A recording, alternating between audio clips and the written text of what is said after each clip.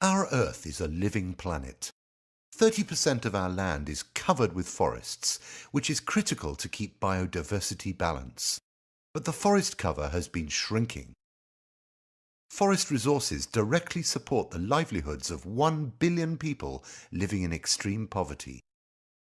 These forest resources are home to nearly 90% of the Earth's terrestrial organisms.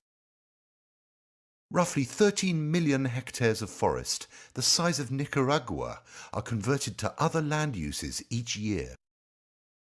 With deforestation and the degradation of forests, high volumes of CO2 once stored in these forests are released. It's estimated that the forestry sector contributes to a fifth of the total CO2 emission in the atmosphere, causing the climate to change. What causes forests to disappear? Expansion of agricultural land, human settlement, infrastructure development, demand for energy, and demand for timber. What can be done?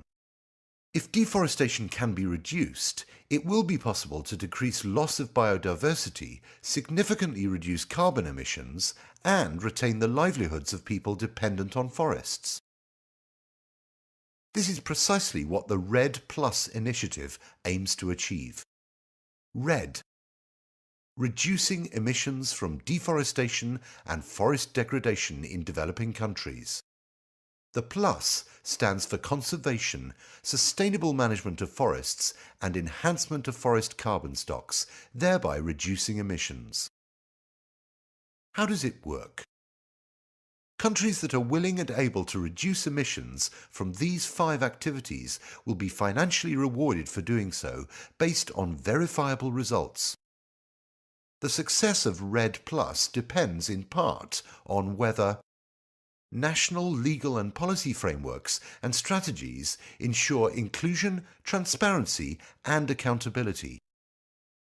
Forest-dependent communities, including indigenous peoples, fairly receive the REDD+ benefits.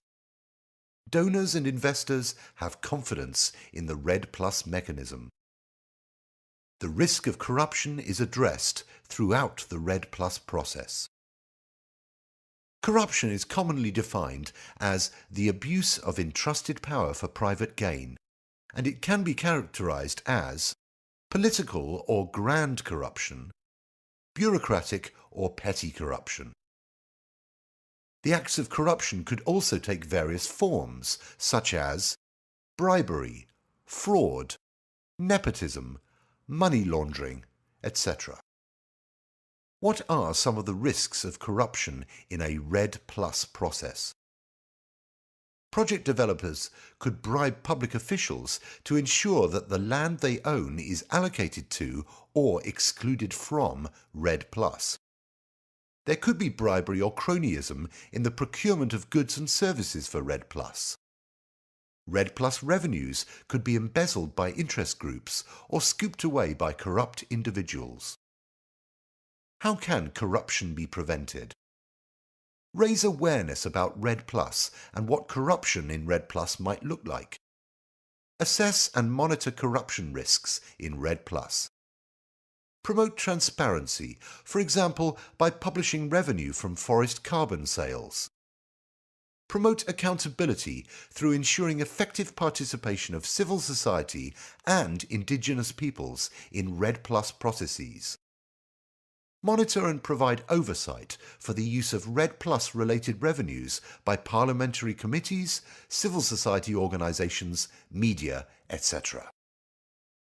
Ensuring success in REDD+, among other things, requires the coming together of practitioners from climate change and anti-corruption fields to devise an effective, transparent and accountable REDD+ mechanism. To learn more, visit www.un-red.org or www.anti-corruption.org.